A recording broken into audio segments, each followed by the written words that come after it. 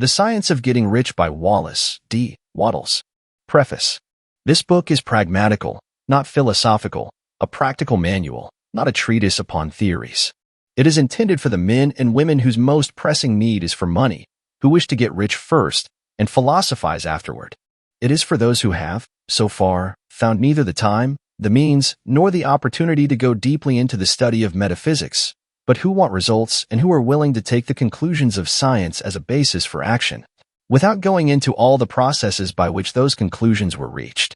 It is expected that the reader will take the fundamental statements upon faith, just as he would take statements concerning a law of electrical action if they were promulgated by a Marconi or an Edison, and, taking the statements upon faith, that he will prove their truth by acting upon them without fear or hesitation.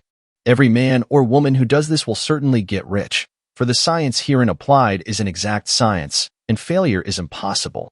For the benefit, however, of those who wish to investigate philosophical theories and so secure a logical basis for faith, I will here cite certain authorities. The monistic theory of the universe, the theory that one is all, and that all is one, that one substance manifests itself as the seeming many elements of the material world, is of Hindu origin, and has been gradually winning its way into the thought of the Western world for 200 years. It is the foundation of all the Oriental philosophies, and of those of Descartes, Spinoza, Leibniz, Schopenhauer, Hegel, and Emerson. The reader who would dig to the philosophical foundations is advised to read Hegel and Emerson, and he will do well to read The Eternal News, a very excellent pamphlet published by J. Brown, 300 Cathcart Road, Govan Hill, Glasgow, Scotland. He may also find some help in a series of articles written by the author, which were published in Nautilus, Holyoke, Massachusetts, during the spring and summer of 1909, under the title, What is Truth? In writing this book, I have sacrificed all other considerations to plainness and simplicity of style, so that all might understand. The plan of action laid down herein was deduced from the conclusions of philosophy. It has been thoroughly tested and bears the supreme test of practical experiment. It works. If you wish to know how the conclusions were arrived at, read the writings of the authors mentioned above, and if you wish to reap the fruits of their philosophies in actual practice, read this book and do exactly as it tells you to do. The author. Chapter 1. The Right to be Rich. Whatever may be said in praise of poverty, the fact remains that it is not possible to live a really complete or successful life unless one is rich. No man can rise to his greatest possible height in talent or soul development unless he has plenty of money. For to unfold the soul and to develop talent, he must have many things to use, and he cannot have these things unless he has money to buy them with.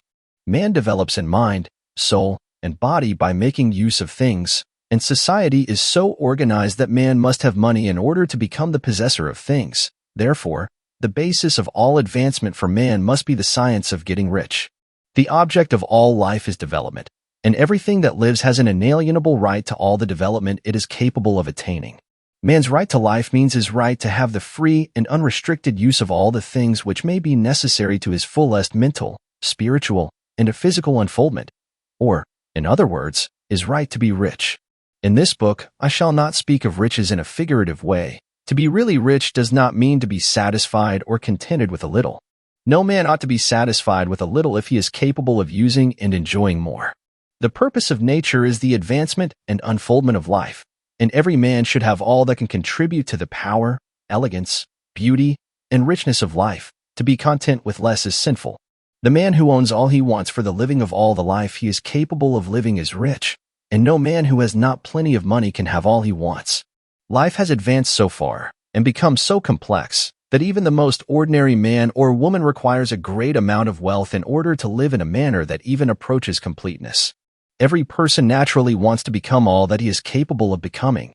This desire to realize innate possibilities is inherent in human nature. We cannot help wanting to be all that we can be. Success in life is becoming what you want to be. You can become what you want to be only by making use of things, and you can have the free use of things only as you become rich enough to buy them. To understand the science of getting rich is therefore the most essential of all knowledge. There is nothing wrong in wanting to get rich. The desire for riches is really the desire for a richer, fuller, and more abundant life, and that desire is praiseworthy. The man who does not desire to live more abundantly is abnormal, and so the man who does not desire to have money enough to buy all he wants is abnormal. There are three motives for which we live: We live for the body, we live for the mind, and we live for the soul. No one of these is better or holier than the other. All are alike desirable, and no one of the three, body, mind, or soul, can live fully if either of the others is cut short of full life and expression. It is not right or noble to live only for the soul and deny mind or body, and it is wrong to live for the intellect and deny body and soul.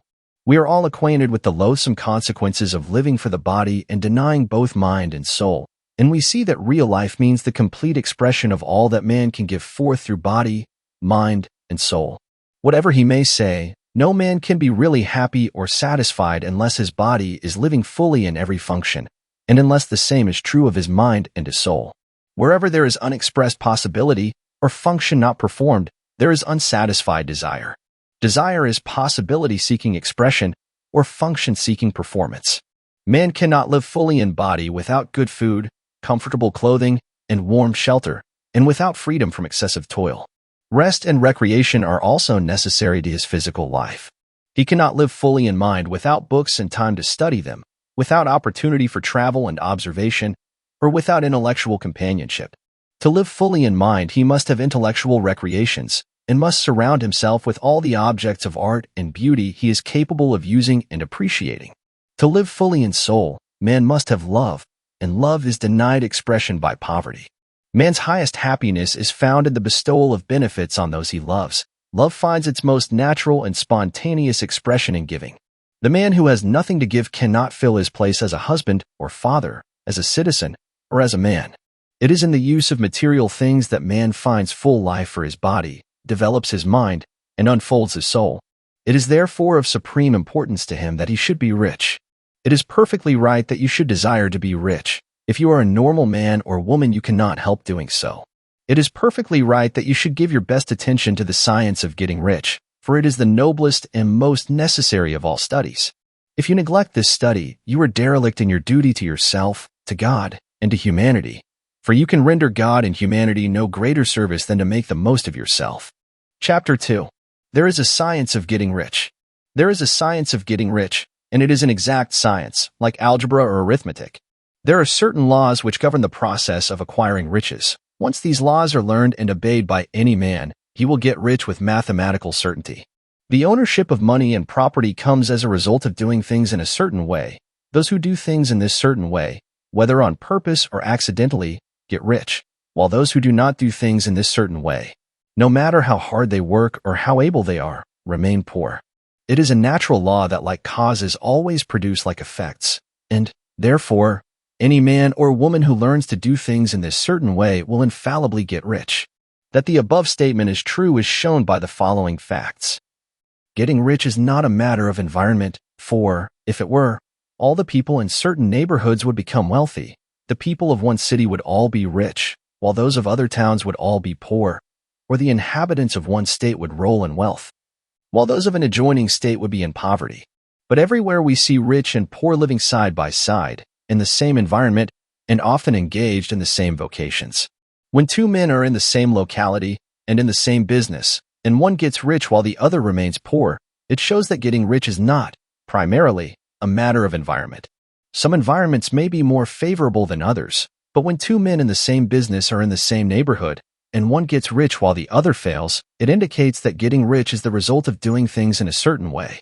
And further, the ability to do things in this certain way is not due solely to the possession of talent, for many people who have great talent remain poor, while others who have very little talent get rich. Studying the people who have got rich, we find that they're an average lot in all respects, having no greater talents and abilities than other men. It is evident that they do not get rich because they possess talents and abilities that other men have not, but because they happen to do things in a certain way. Getting rich is not the result of saving or thrift. Many very penurious people are poor, while free spenders often get rich. Nor is getting rich due to doing things which others fail to do. For two men in the same business often do almost exactly the same things, and one gets rich while the other remains poor or becomes a bankrupt. From all these things, we must come to the conclusion that getting rich is the result of doing things in a certain way. If getting rich is the result of doing things in a certain way, and if like causes always produce like effects, then any man or woman who can do things in that way can become rich, and the whole matter is brought within the domain of exact science. The question arises here, whether this certain way may not be so difficult that only a few may follow it. This cannot be true, as we have seen, so far as natural ability is concerned. Talented people get rich, and blockheads get rich. Intellectually brilliant people get rich, and very stupid people get rich. Physically strong people get rich, and weak and sickly people get rich. Some degree of ability to think and understand is, of course, essential, but insofar as natural ability is concerned, any man or woman who has sense enough to read and understand these words can certainly get rich. Also, we have seen that it is not a matter of environment. Location counts for something. One would not go to the heart of the Sahara and expect to do successful business. Getting rich involves the necessity of dealing with men, and of being where there are people to deal with. And if these people are inclined to deal in the way you want to deal, so much the better. But that is about as far as environment goes. If anybody else in your town can get rich, so can you. And if anybody else in your state can get rich, so can you. Again, it is not a matter of choosing some particular business or profession. People get rich in every business and in every profession, while their next-door neighbors in the same vocation remain in poverty. It is true that you will do best in a business which you like, and which is congenial to you. And if you have certain talents which are well developed, you will do best in a business which calls for the exercise of those talents. Also, you will do best in a business which is suited to your locality. An ice cream parlor would do better in a warm climate than in Greenland, and a salmon fishery will succeed better in the Northwest than in Florida, where there are no salmon. But, aside from these general limitations, getting rich is not dependent upon your engaging in some particular business, but upon your learning to do things in a certain way. If you are now in business, and anybody else in your locality is getting rich in the same business, while you are not getting rich, it is because you are not doing things in the same way that the other person is doing them. No one is prevented from getting rich by lack of capital. True, as you get capital, the increase becomes more easy and rapid, but one who has capital is already rich and does not need to consider how to become so. No matter how poor you may be, if you begin to do things in a certain way, you will begin to get rich, and you will begin to have capital. The getting of capital is a part of the process of getting rich, and it is a part of the result which invariably follows the doing of things in a certain way. You may be the poorest man on the continent and be deeply in debt. You may have neither friends, influence, nor resources, but if you begin to do things in this way, you must infallibly begin to get rich, for like causes must produce like effects.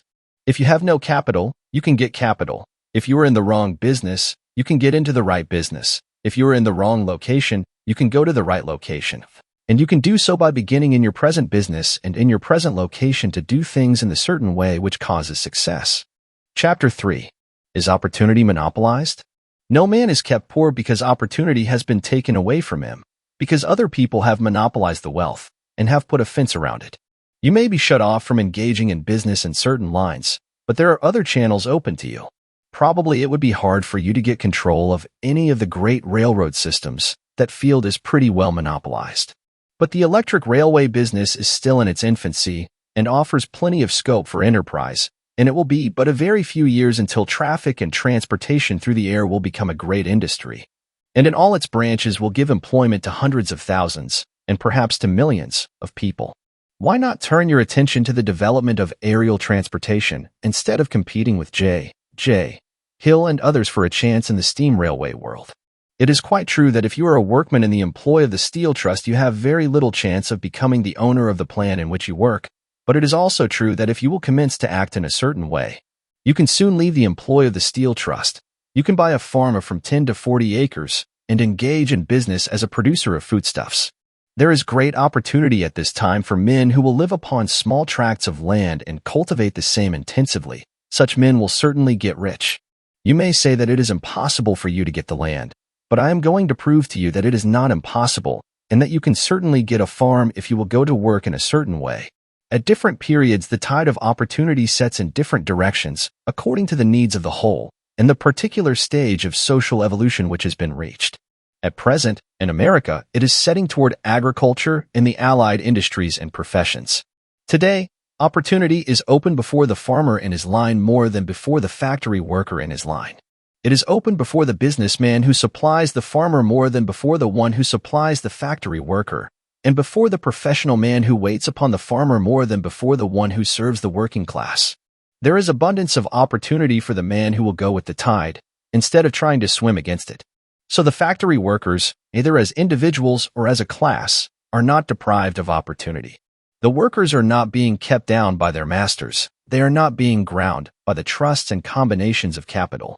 As a class, they are where they are because they do not do things in a certain way. If the workers of America chose to do so, they could follow the example of their brothers in Belgium and other countries and establish great department stores and cooperative industries. They could elect men of their own class to office and pass laws favoring the development of such cooperative industries, and in a few years they could take peaceable possession of the industrial field. The working class may become the master class whenever they will begin to do things in a certain way. The law of wealth is the same for them as it is for all others. This they must learn, and they will remain where they are as long as they continue to do as they do. The individual worker, however, is not held down by the ignorance or the mental slothfulness of his class. He can follow the tide of opportunity to riches, and this book will tell him how. No one is kept in poverty by a shortness in the supply of riches. There is more than enough for all. A palace as large as the Capitol at Washington might be built for every family on Earth from the building material in the United States alone, and under intensive cultivation, this country would produce wool, cotton, linen, and silk enough to clothe each person in the world finer than Solomon was arrayed in all his glory, together with food enough to feed them all luxuriously. The visible supply is practically inexhaustible, and the invisible supply really is inexhaustible. Everything you see on Earth is made from one original substance, out of which all things proceed. New forms are constantly being made, and older ones are dissolving, but all are shapes assumed by one thing. There is no limit to the supply of formless stuff or original substance. The universe is made out of it, but it was not all used in making the universe. The spaces in, through, and between the forms of the visible universe are permeated and filled with the original substance, with the formless stuff, with the raw material of all things. 10,000 times as much as has been made might still be made, and even then we should not have exhausted the supply of universal raw material. No man, therefore, is poor because nature is poor, or because there is not enough to go around. Nature is an inexhaustible storehouse of riches. The supply will never run short. Original substance is alive with creative energy and is constantly producing more forms. When the supply of building material is exhausted, more will be produced. When the soil is exhausted so that foodstuffs and materials for clothing will no longer grow upon it, it will be renewed or more soil will be made. When all the gold and silver has been dug from the earth, if man is still in such a stage of social development that he needs gold and silver, more will be produced from the formless. The formless stuff responds to the needs of man. It will not let him be without any good thing. This is true of man collectively. The race as a whole is always abundantly rich, and if individuals are poor, it is because they do not follow the certain way of doing things which makes the individual man rich. The formless stuff is intelligent. It is stuff which thinks. It is alive and is always impelled toward more life. It is the natural and inherent impulse of life to seek to live more. It is the nature of intelligence to enlarge itself, and of consciousness to seek to extend its boundaries and find fuller expression. The universe of forms has been made by formless living substance, throwing itself into form in order to express itself more fully. The universe is a great living presence, always moving inherently toward more life and fuller functioning. Nature is formed for the advancement of life. Its impelling motive is the increase of life. For this cause, everything which can possibly minister to life is bountifully provided. There can be no lack unless God is to contradict himself and nullify his own works. You are not kept poor by lack in the supply of riches. It is a fact which I shall demonstrate a little farther on that even the resources of the formless supply are at the command of the man or woman who will act and think in a certain way. Chapter 4. The first principle in the science of getting rich. Thought is the only power which can produce tangible riches from the formless substance. The stuff from which all things are made is a substance which thinks, and a thought of form in this substance produces the form. Original substance moves according to its thoughts. Every form and process you see in nature is the visible expression of a thought in original substance. As the formless stuff thinks of a form, it takes that form. As it thinks of a motion, it makes that motion. That is the way all things were created. We live in a thought world, which is part of a thought universe. The thought of a moving universe extended throughout formless substance, and the thinking stuff moving according to that thought took the form of systems of planets and maintains that form. Thinking substance takes the form of its thought and moves according to the thought. Holding the idea of a circling system of suns and worlds, it takes the form of these bodies and moves them as it thinks. Thinking the form of a slow-growing oak tree, it moves accordingly and produces the tree, though centuries may be required to do the work. In creating, the formless seems to move according to the lines of motion it has established. The thought of an oak tree does not cause the instant formation of a full-grown tree, but it does start in motion the forces which will produce the tree, along established lines of growth. Every thought of form, held in thinking substance, causes the creation of the form, but always, or at least generally, along lines of growth and action already established. The thought of a house of a certain construction, if it were impressed upon formless substance, might not cause the instant formation of the house, but it would cause the turning of creative energies already working in trade and commerce into such channels as to result in the speedy building of the house. And if there were no existing channels through which the creative energy could work, then the house would be formed directly from primal substance, without waiting for the slow processes of the organic and inorganic world. No thought of form can be impressed upon original substance without causing the creation of the form. Man is a thinking center and can originate thought. All the forms that man fashions with his hands must first exist in his thought. He cannot shape a thing until he has thought that thing. And so far man has confined his efforts wholly to the work of his hands.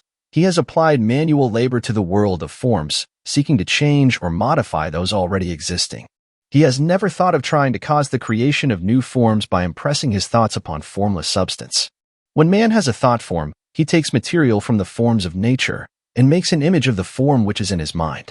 He has, so far, made little or no effort to cooperate with formless intelligence, to work with the Father. He has not dreamed that he can do what he seeth the Father doing. Man reshapes and modifies existing forms by manual labor. He has given no attention to the question whether he may not produce things from formless substance by communicating his thoughts to it. We propose to prove that he may do so, to prove that any man or woman may do so, and to show how. As our first step, we must lay down 3 fundamental propositions. First, we assert that there is one original formless stuff, or substance, from which all things are made. All the seemingly many elements are but different presentations of one element. All the many forms found in organic and inorganic nature are but different shapes, made from the same stuff. And this stuff is thinking stuff. A thought held in it produces the form of the thought. Thought and thinking substance produces shapes. Man is a thinking center, capable of original thought. If man can communicate his thought to original thinking substance, he can cause the creation or formation of the thing he thinks about. To summarize this, there is a thinking stuff from which all things are made, and which, in its original state, permeates, penetrates, and fills the inner spaces of the universe. A thought, in this substance, produces the thing that is imaged by the thought. Man can form things in his thought, and, by impressing his thought upon formless substance, can cause the thing he thinks about to be created. It may be asked if I can prove these statements, and without going into details, I answer that I can do so, both by logic and experience. Reasoning back from the phenomena of form and thought, I come to one original thinking substance, and reasoning forward from this thinking substance, I come to man's power to cause the formation of the thing he thinks about. And by experiment, I find the reasoning true, and this is my strongest proof. If one man who reads this book gets rich by doing what it tells him to do, that is evidence in support of my claim. But if every man who does what it tells him to do gets rich, that is positive proof until someone goes through the process and fails. The theory is true until the process fails, and this process will not fail, for every man who does exactly what this book tells him to do will get rich. I have said that men get rich by doing things in a certain way, and in order to do so, men must become able to think in a certain way. A man's way of doing things is the direct result of the way he thinks about things. To do things in the way you want to do them, you will have to acquire the ability to think the way you want to think. This is the first step toward getting rich. To think what you want to think is to think truth, regardless of appearances. Every man has the natural and inherent power to think what he wants to think, but it requires far more effort to do so than it does to think the thoughts which are suggested by appearances. To think according to appearances is easy. To think truth regardless of appearances is laborious and requires the expenditure of more power than any other work man is called upon to perform. There is no labor from which most people shrink as they do from that of sustained and consecutive thought. It is the hardest work in the world. This is especially true when truth is contrary to appearances.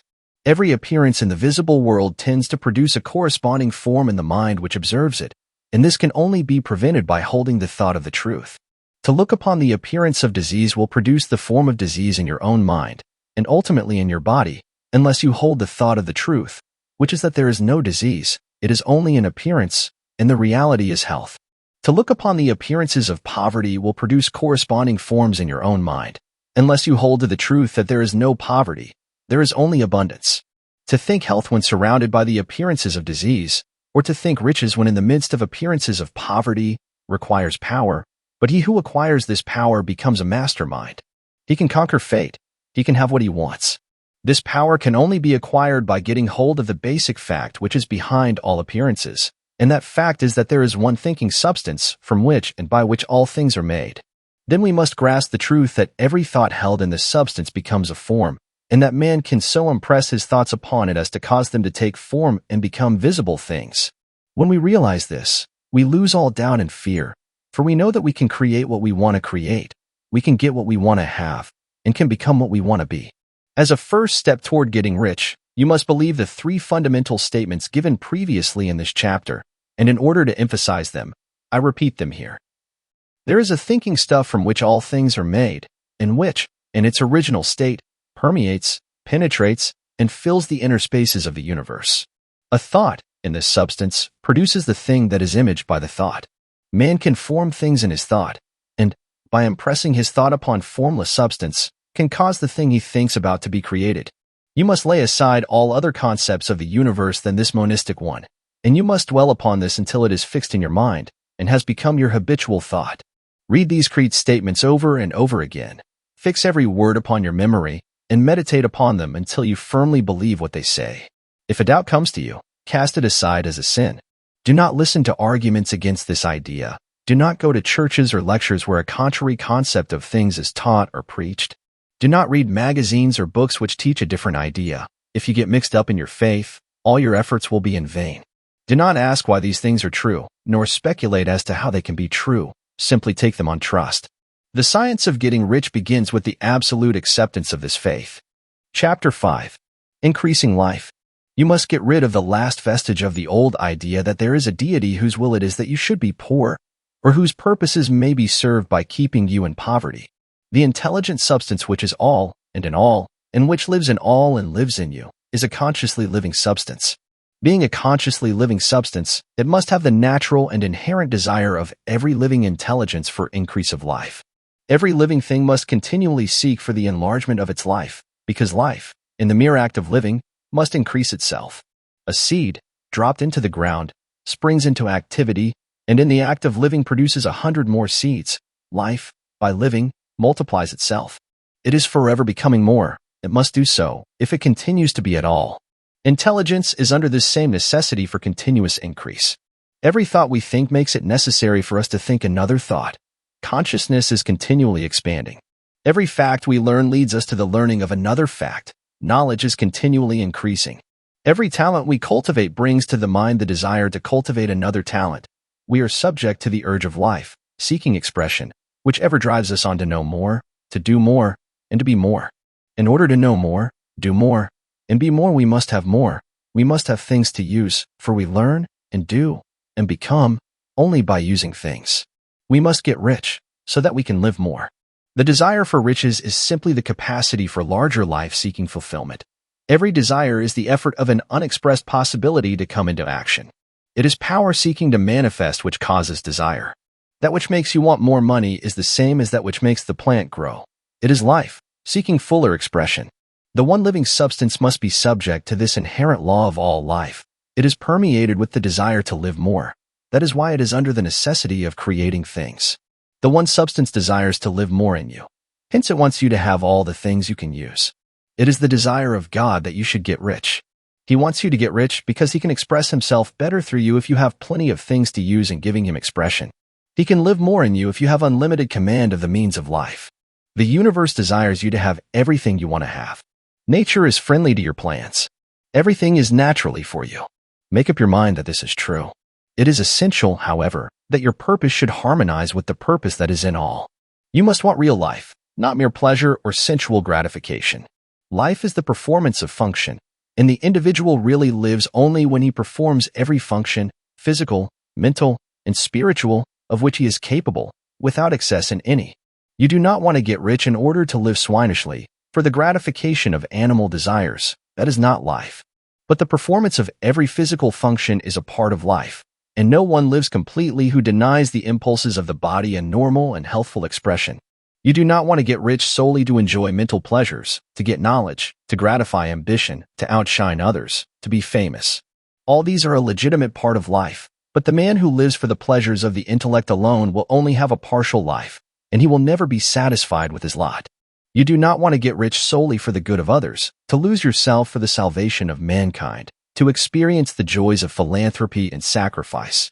The joys of the soul are only a part of life, and they are no better or nobler than any other part. You want to get rich in order that you may eat, drink, and be merry when it is time to do these things, in order that you may surround yourself with beautiful things, see distant lands, feed your mind, and develop your intellect, in order that you may love men and do kind things, and be able to play a good part in helping the world to find truth. But remember that extreme altruism is no better and no nobler than extreme selfishness. Both are mistakes. Get rid of the idea that God wants you to sacrifice yourself for others, and that you can secure His favor by doing so. God requires nothing of the kind. What He wants is that you should make the most of yourself, and for others, and you can help others more by making the most of yourself than in any other way. You can make the most of yourself only by getting rich, so it is right and praiseworthy that you should give your first and best thought to the work of acquiring wealth.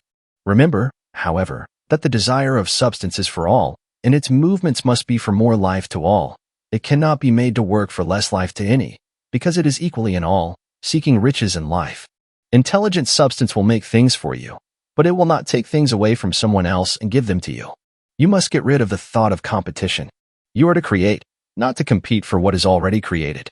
You do not have to take anything away from anyone. You do not have to drive sharp bargains. You do not have to cheat or to take advantage. You do not need to let any man work for you for less than he earns. You do not have to covet the property of others, or to look at it with wishful eyes. No man has anything of which you cannot have the like, and that without taking what he has away from him. You are to become a creator, not a competitor. You are going to get what you want, but in such a way that when you get it, every other man will have more than he has now. I am aware that there are men who get a vast amount of money by proceeding in direct opposition to the statements in the paragraph above, and may add a word of explanation here. Men of the plutocratic type, who become very rich, do so sometimes purely by their extraordinary ability on the plane of competition. And sometimes they unconsciously relate themselves to substance and its great purposes and movements for the general racial upbuilding through industrial evolution. Rockefeller, Carnegie, Morgan, et al. Have been the unconscious agents of the supreme in the necessary work of systematizing and organizing productive industry, and in the end, their work will contribute immensely toward increased life for all. Their day is nearly over. They have organized production, and will soon be succeeded by the agents of the multitude, who will organize the machinery of distribution. The multimillionaires are like the monster reptiles of the prehistoric eras. They play a necessary part in the evolutionary process, but the same power which produced them will dispose of them. And it is well to bear in mind that they have never been really rich. A record of the private lives of most of this class will show that they have really been the most abject and wretched of the poor. Riches secured on the competitive plane are never satisfactory and permanent. They are yours today and another's tomorrow. Remember, if you are to become rich in a scientific and certain way, you must rise entirely out of the competitive thought. You must never think for a moment that the supply is limited. Just as soon as you begin to think that all the money is being cornered and controlled by bankers and others, and that you must exert yourself to get laws passed to stop this process, and so on, in that moment you drop into the competitive mind. And your power to cause creation is gone for the time being. And what is worse, you will probably arrest the creative movements you have already instituted. Know that there are countless millions of dollars worth of gold in the mountains of the earth, not yet brought to light. And know that if there were not, more would be created from thinking substance to supply your needs. Know that the money you need will come, even if it is necessary for 1,000 men to be led to the discovery of new gold mines tomorrow. Never look at the visible supply. Look always at the limitless riches and formless substance, and know that they are coming to you as fast as you can receive and use them. Nobody, by cornering the visible supply, can prevent you from getting what is yours. So never allow yourself to think for an instant that all the best building spots will be taken before you get ready to build your house, unless you hurry. Never worry about the trusts and combines, and get anxious for fear they will soon come to own the whole earth. Never get afraid that you will lose what you want because some other person beats you to it. That cannot possibly happen. You are not seeking anything that is possessed by anybody else. You are causing what you want to be created from formless substance, and the supply is without limits. Stick to the formulated statement. There is a thinking stuff from which all things are made, and which, in its original state, permeates, penetrates, and fills the inner spaces of the universe.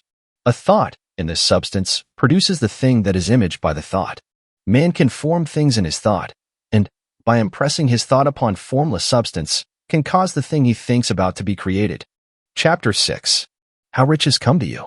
When I say that you do not have to drive sharp bargains, I do not mean that you do not have to drive any bargains at all, or that you are above the necessity for having any dealings with your fellow men. I mean that you will not need to deal with them unfairly. You do not have to get something for nothing, but can give to every man more than you take from him. You cannot give every man more in cash market value than you take from him, but you can give him more in use value than the cash value of the thing you take from him. The paper, ink, and other material in this book may not be worth the money you paid for it, but if the ideas suggested by it bring you thousands of dollars, you have not been wronged by those who sold it to you. They have given you a great use value for a small cash value. Let us suppose that I own a picture by one of the great artists, which, in any civilized community, is worth thousands of dollars. I take it to Baffin Bay, and by salesmanship, induce an Eskimo to give a bundle of furs worth $500 for it. I have really wronged him, for he has no use for the picture. It has no use value to him. It will not add to his life. But suppose I give him a gun worth $50 for his furs, then he has made a good bargain. He has use for the gun. It will get him many more furs and much food. It will add to his life in every way. It will make him rich.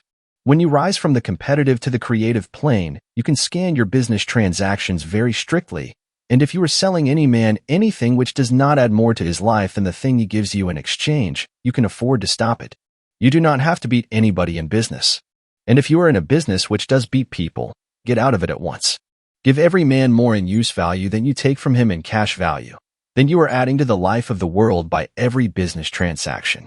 If you have people working for you, you must take from them more in cash value than you pay them in wages, but you can so organize your business that it will be filled with the principle of advancement, and so that each employee who wishes to do so may advance a little every day. You can make your business do for your employees what this book is doing for you. You can so conduct your business that it will be a sort of ladder, by which every employee who will take the trouble may climb to riches himself, and given the opportunity, if he will not do so, it is not your fault. And finally, because you are to cause the creation of your riches from formless substance which permeates all your environment, it does not follow that they are to take shape from the atmosphere and come into being before your eyes. If you want a sewing machine, for instance, I do not mean to tell you that you are to impress the thought of a sewing machine on thinking substance until the machine is formed without hands, in the room where you sit, or elsewhere. But if you want a sewing machine, hold the mental image of it with the most positive certainty that it is being made, or is on its way to you. After once forming the thought, have the most absolute and unquestioning faith that the sewing machine is coming. Never think of it, or speak of it, in any other way than as being sure to arrive. Claim it as already yours. It will be brought to you by the power of the supreme intelligence, acting upon the minds of men. If you live in Maine, it may be that a man will be brought from Texas or Japan to engage in some transaction which will result in your getting what you want. If so, the whole matter will be as much to that man's advantage as it is to yours. Do not forget for a moment that the thinking substance is through all, and all, communicating with all, and can influence all. The desire of thinking substance for fuller life and better living has caused the creation of all the sewing machines already made, and it can cause the creation of millions more, and will, whenever men set it in motion by desire and faith, and by acting in a certain way. You can certainly have a sewing machine in your house, and it is just as certain that you can have any other thing or things which you want, and which you will use for the advancement of your own life and the lives of others. You need not hesitate about asking largely. It is your Father's pleasure to give you the kingdom, said Jesus. Original substance wants to live all that is possible in you, and wants you to have all that you can or will use for the living of the most abundant life. If you fix upon your consciousness the fact that the desire you feel for the possession of riches is one with the desire of omnipotence for more complete expression, your faith becomes invincible. Once I saw a little boy sitting at a piano, and vainly trying to bring harmony out of the keys, and I saw that he was grieved and provoked by his inability to play real music. I asked him the cause of his vexation, and he answered, "I can feel the music in me, but I can't make my hands go right." The music in him was the urge of original substance, containing all the possibilities of all life. All that there is of music was seeking expression through the child.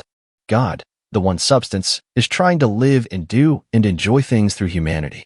He is saying, I want hands to build wonderful structures, to play divine harmonies, to paint glorious pictures. I want feet to run my errands, eyes to see my beauties, tongues to tell mighty truths and to sing marvelous songs, and so on. All that there is of possibility is seeking expression through men.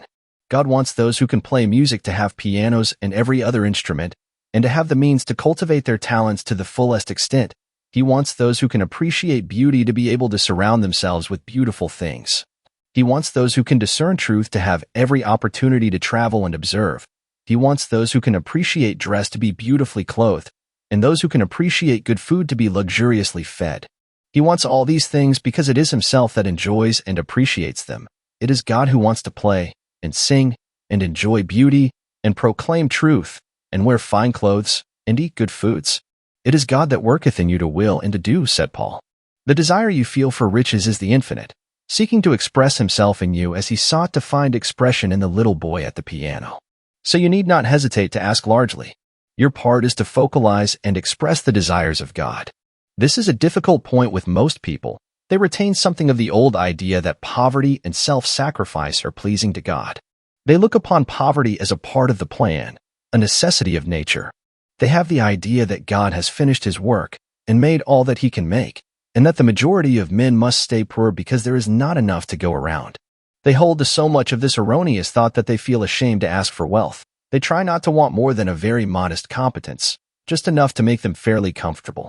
I recall now the case of one student who was told that he must get in mind a clear picture of the things he desired, so that the creative thought of them might be impressed on formless substance. He was a very poor man, living in a rented house, and having only what he earned from day to day, and he could not grasp the fact that all wealth was his. So, after thinking the matter over, he decided that he might reasonably ask for a new rug for the floor of his best room, and an anthracite coal stove to heat the house during the cold weather. Following the instructions given in this book, he obtained these things in a few months, and then it dawned upon him that he had not asked enough. He went through the house in which he lived and planned all the improvements he would like to make in it. He mentally added a bay window here and a room there, until it was complete in his mind as his ideal home, and then he planned its furnishings. Holding the whole picture in his mind, he began living in the certain way and moving toward what he wanted, and he owns the house now and is rebuilding it after the form of his mental image. And now, with still larger faith, he is going on to get greater things. It has been unto him according to his faith, and it is so with you and with all of us. Chapter 7. Gratitude. The illustrations given in the last chapter will have conveyed to the reader the fact that the first step toward getting rich is to convey the idea of your wants to the formless substance. This is true, and you will see that in order to do so it becomes necessary to relate yourself to the formless intelligence in a harmonious way. To secure this harmonious relation is a matter of such primary and vital importance that I shall give some space to its discussion here, and give you instructions which, if you will follow them, will be certain to bring you into perfect unity of mind with God. The whole process of mental adjustment and atonement can be summed up in one word: gratitude. First, you believe that there is one intelligent substance from which all things proceed. Second, you believe that this substance gives you everything you desire. And third, you relate yourself to it by a feeling of deep and profound gratitude. Many people who order their lives rightly in all other ways are kept in poverty by their lack of gratitude. Having received one gift from God, they cut the wires which connect them with Him by failing to make acknowledgement. It is easy to understand that the nearer we live to the source of wealth, the more wealth we shall receive. And it is easy also to understand that the soul that is always grateful lives in closer touch with God than the one which never looks to Him in thankful acknowledgement. The more gratefully we fix our minds on the Supreme when good things come to us, the more good things we will receive, and the more rapidly they will come. And the reason simply is that the mental attitude of gratitude draws the mind into closer touch with the source from which the blessings come.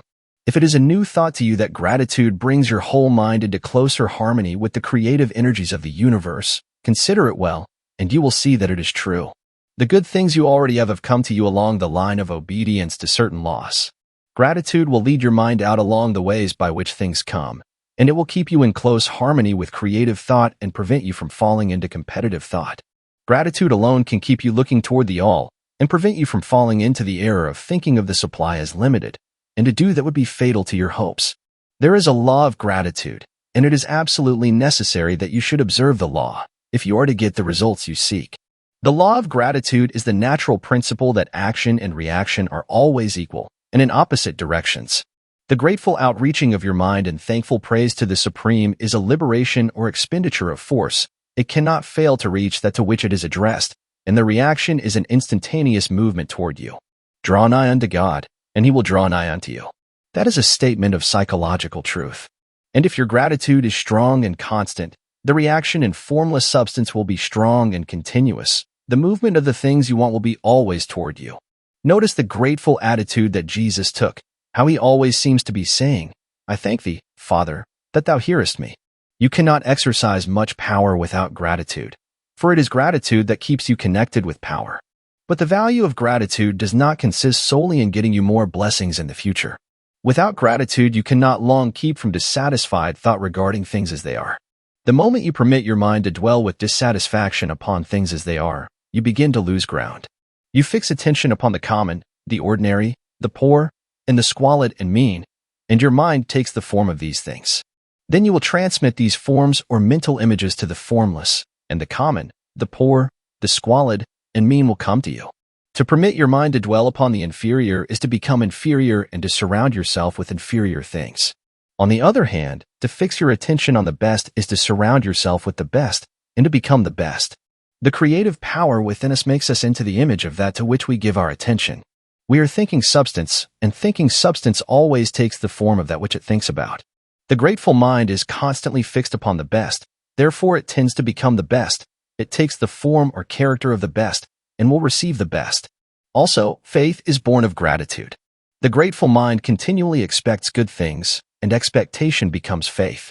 The reaction of gratitude upon one's own mind produces faith, and every outgoing wave of grateful thanksgiving increases faith. He who has no feeling of gratitude cannot long retain a living faith, and without a living faith you cannot get rich by the creative method, as we shall see in the following chapters. It is necessary, then, to cultivate the habit of being grateful for every good thing that comes to you, and to give thanks continuously. And because all things have contributed to your advancement, you should include all things in your gratitude. Do not waste time thinking or talking about the shortcomings or wrong actions of plutocrats or trust magnates. Their organization of the world has made your opportunity. All you get really comes to you because of them. Do not rage against corrupt politicians. If it were not for politicians, we should fall into anarchy, and your opportunity would be greatly lessened. God has worked a long time and very patiently to bring us up to where we are in industry and government, and he is going right on with his work.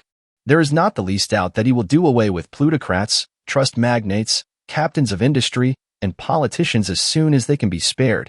But in the meantime, behold, they are all very good. Remember that they are all helping to arrange the lines of transmission along which your riches will come to you, and be grateful to them all. This will bring you into harmonious relations with the good in everything, and the good in everything will move toward you. Chapter 8. Thinking in the Certain Way.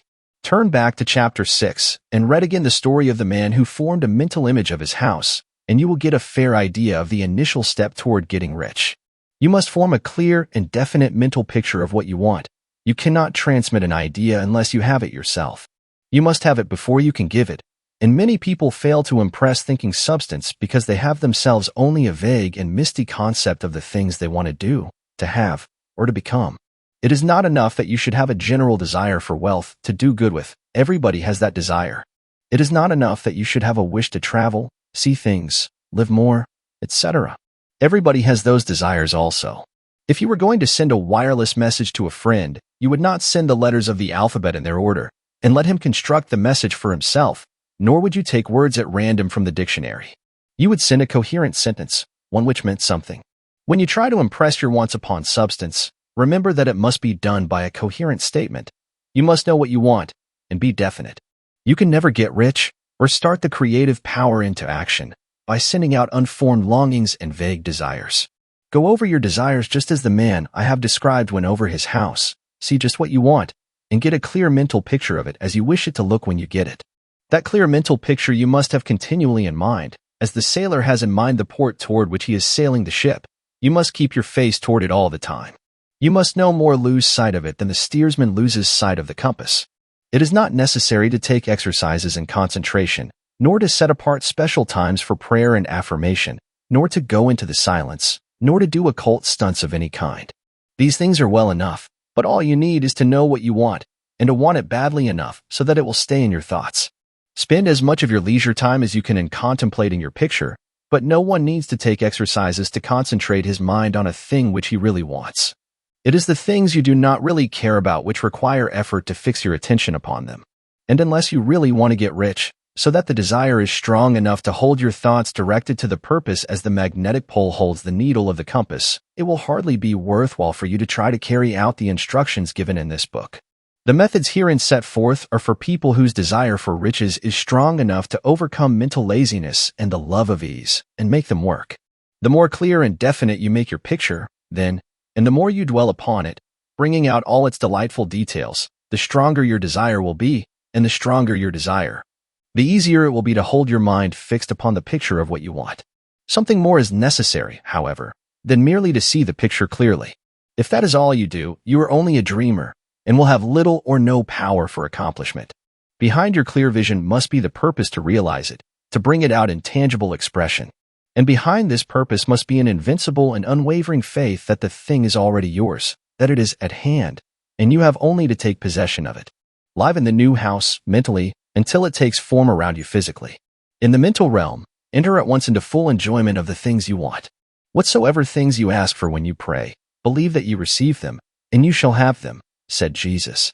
See the things you want as if they were actually around you all the time. See yourself as owning and using them. Make use of them in imagination just as you will use them when they are your tangible possessions. Dwell upon your mental picture until it is clear and distinct, and then take the mental attitude of ownership toward everything in that picture. Take possession of it, in mind, in the full faith that it is actually yours. Hold to this mental ownership. Do not waver for an instant in the faith that it is real. And remember what was said in a preceding chapter about gratitude. Be as thankful for it all the time as you expect to be when it has taken form. The man who can sincerely thank God for the things which as yet he owns only in imagination has real faith. He will get rich. He will cause the creation of whatsoever he wants. You do not need to pray repeatedly for the things you want.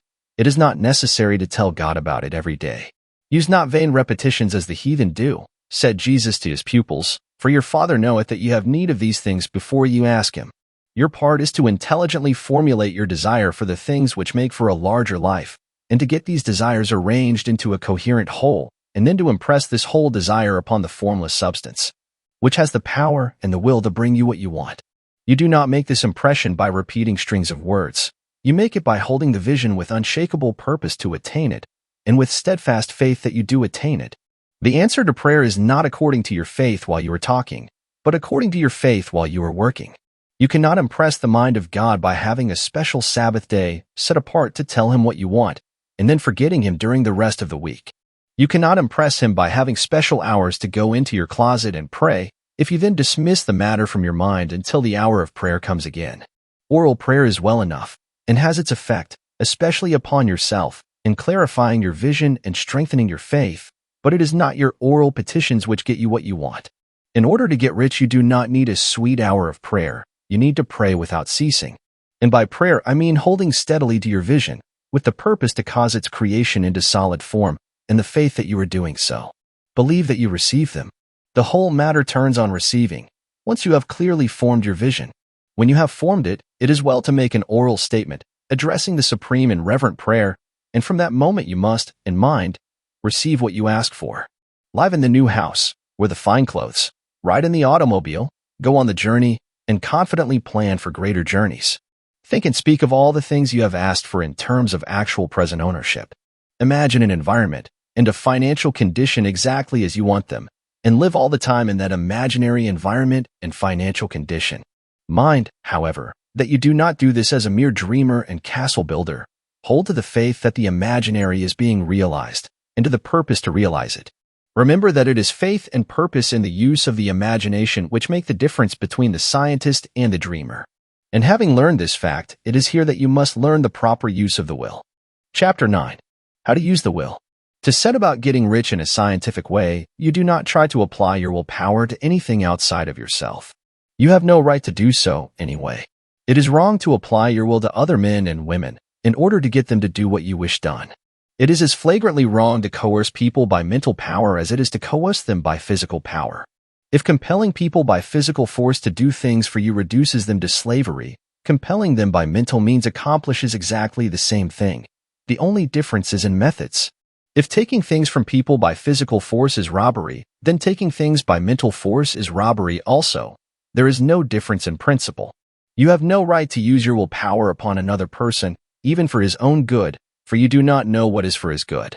The science of getting rich does not require you to apply power or force to any other person in any way whatsoever.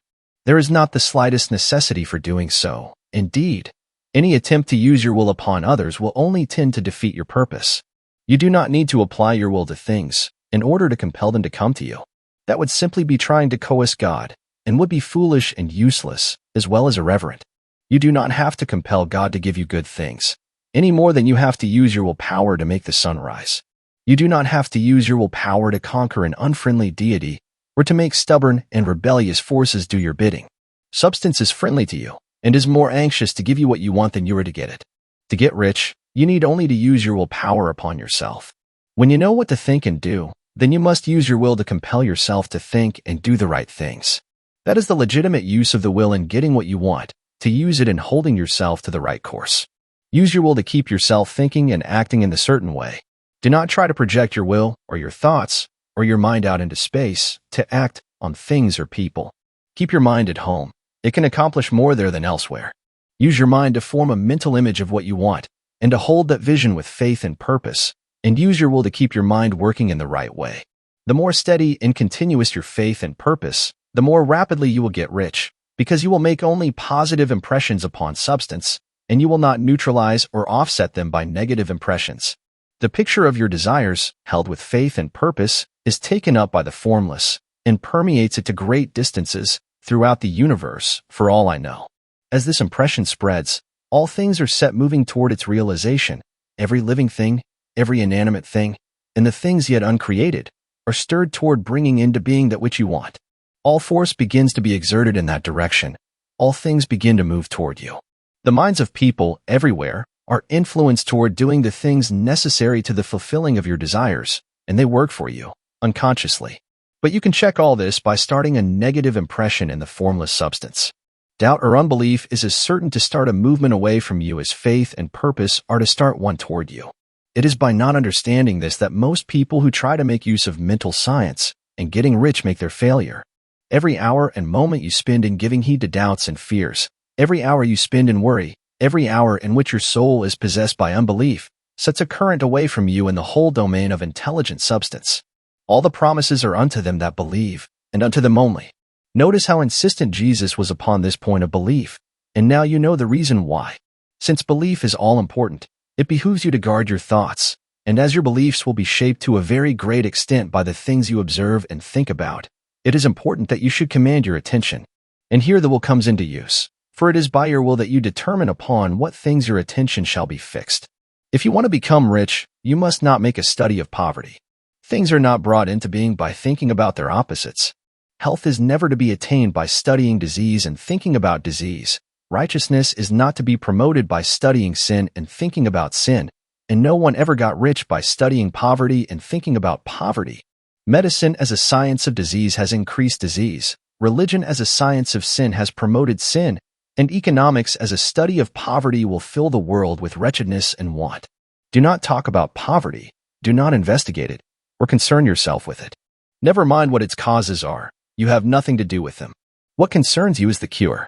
Do not spend your time in charitable work or charity movements. All charity only tends to perpetuate the wretchedness it aims to eradicate.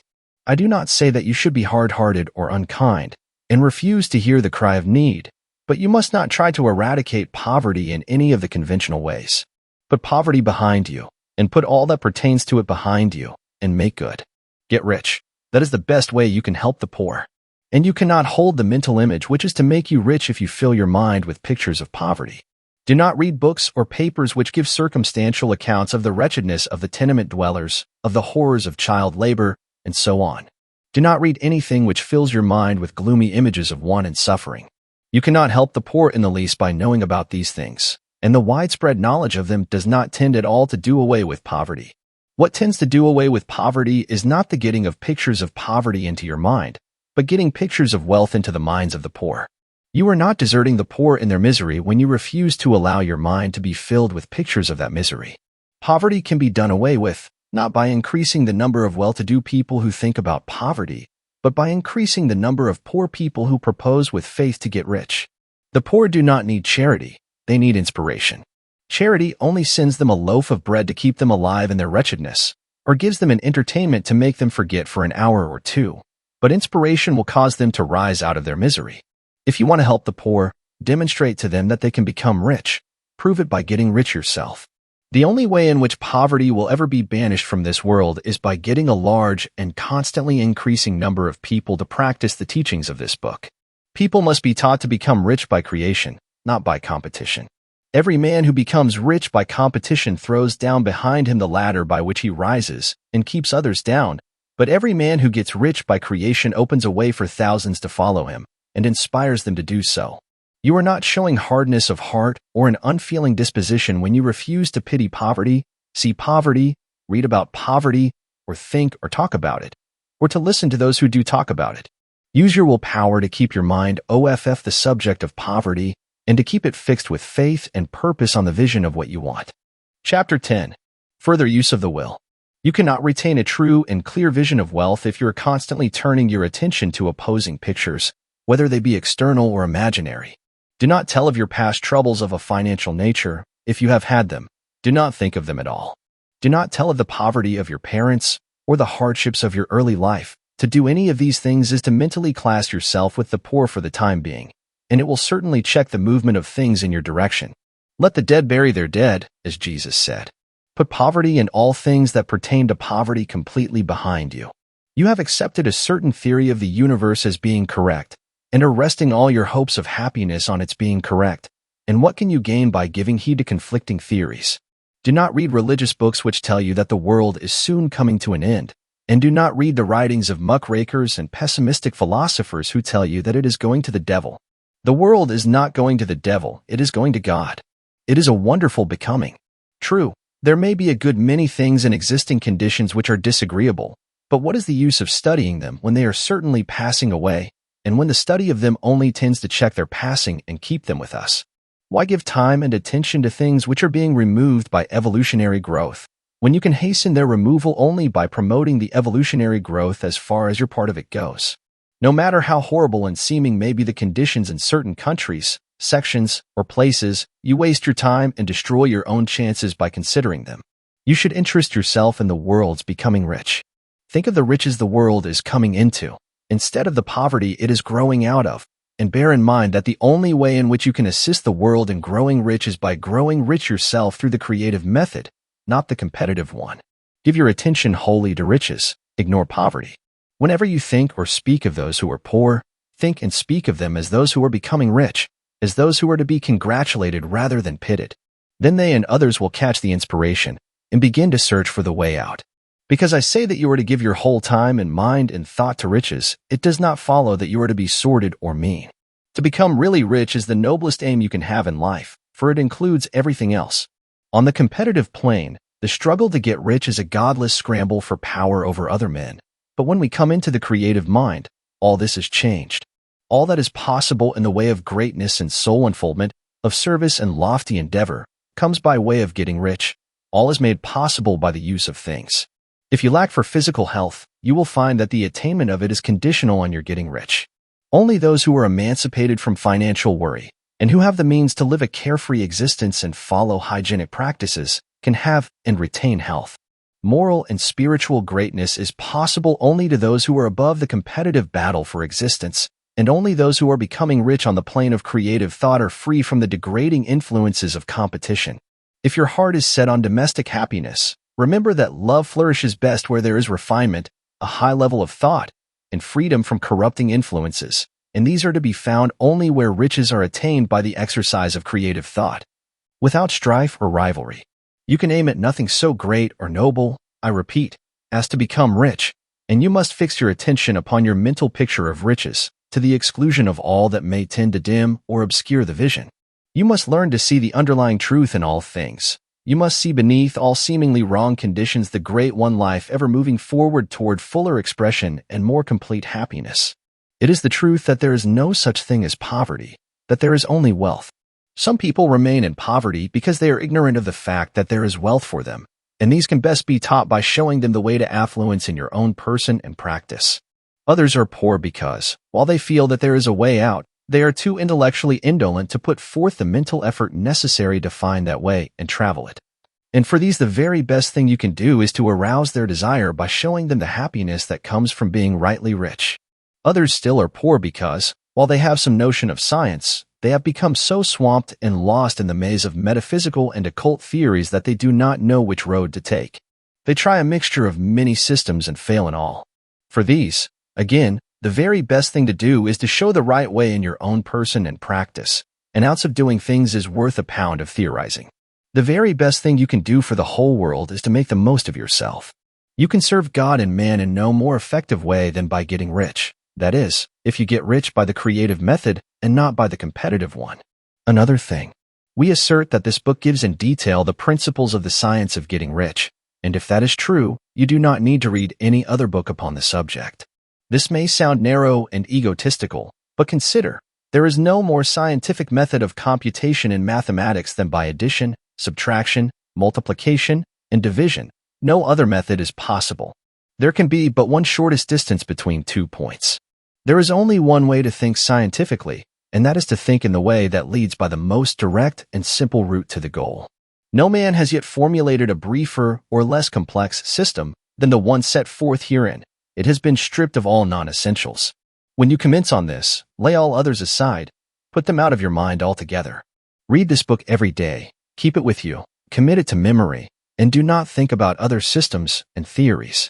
If you do, you will begin to have doubts, and to be uncertain and wavering in your thought, and then you will begin to make failures.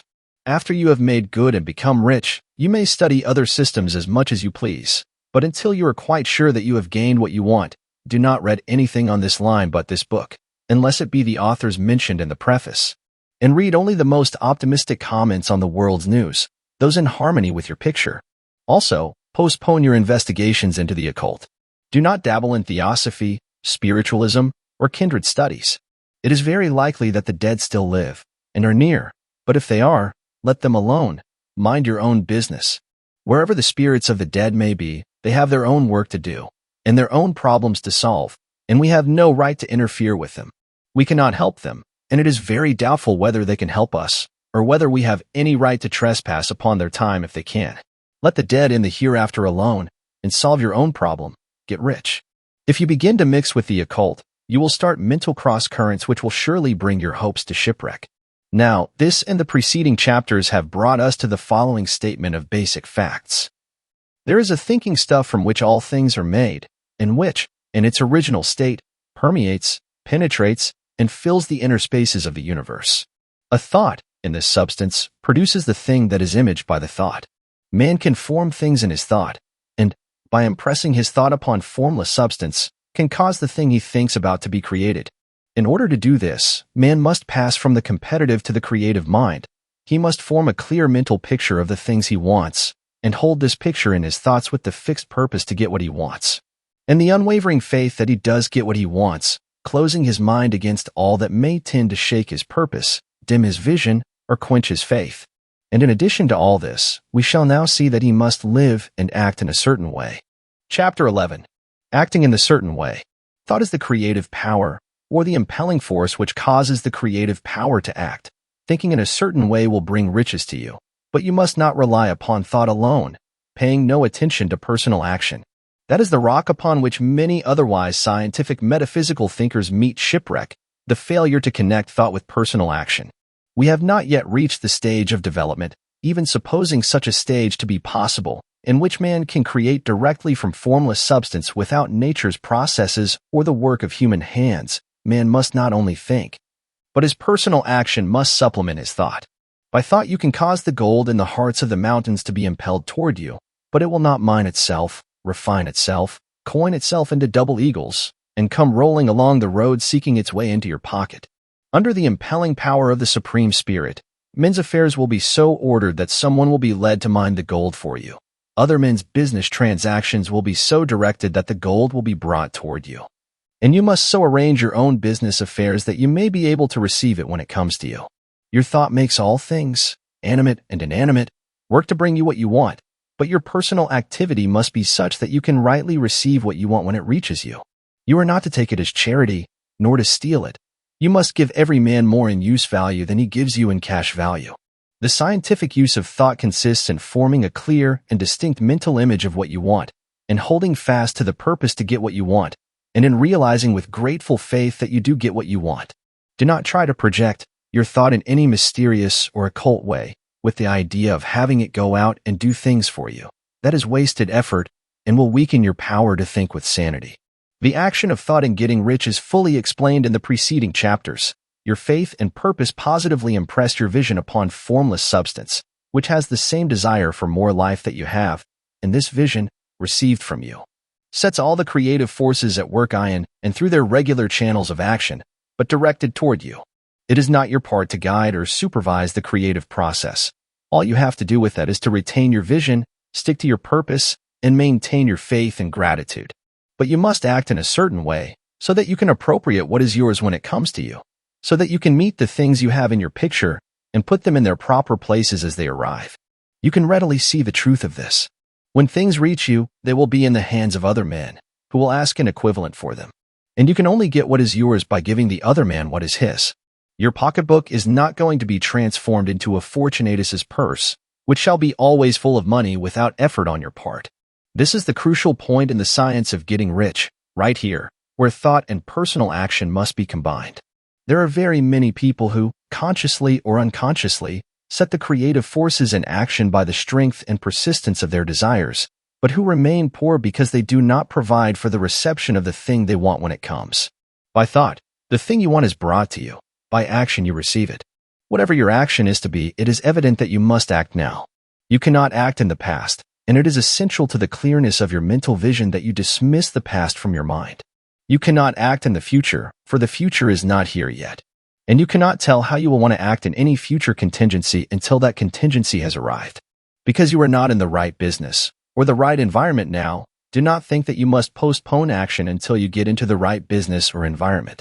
And do not spend time in the present taking thought as to the best course in possible future emergencies. Have faith in your ability to meet any emergency when it arrives. If you act in the present with your mind on the future, your present action will be with a divided mind and will not be effective. Put your whole mind into present action. Do not give your creative impulse to original substance and then sit down and wait for results. If you do, you will never get them. Act now. There is never any time but now, and there never will be any time but now. If you are ever to begin to make ready for the reception of what you want, you must begin now. And your action, whatever it is, must most likely be in your present business or employment and must be upon the persons and things in your present environment. You cannot act where you are not. You cannot act where you have been, and you cannot act where you are going to be. You can act only where you are. Do not bother as to whether yesterday's work was well done or ill done. Do today's work well. Do not try to do tomorrow's work now. There will be plenty of time to do that when you get to it. Do not try, by occult or mystical means, to act on people or things that are out of your reach. Do not wait for a change of environment before you act. Get a change of environment by action. You can so act upon the environment in which you are now as to cause yourself to be transferred to a better environment. Hold with faith and purpose the vision of yourself in the better environment, but act upon your present environment with all your heart and with all your strength and with all your mind. Do not spend any time and day dreaming or castle building. Hold to the one vision of what you want and act now. Do not cast about seeking some new thing to do or some strange, unusual, or remarkable action to perform as a first step toward getting rich. It is probable that your actions, at least for some time to come, will be those you have been performing for some time past, but you are to begin now to perform these actions in a certain way, which will surely make you rich. If you are engaged in some business and feel that it is not the right one for you, do not wait until you get into the right business before you begin to act. Do not feel discouraged or sit down and lament because you are misplaced. No man was ever so misplaced but that he could find the right place, and no man ever became so involved in the wrong business but that he could get into the right business.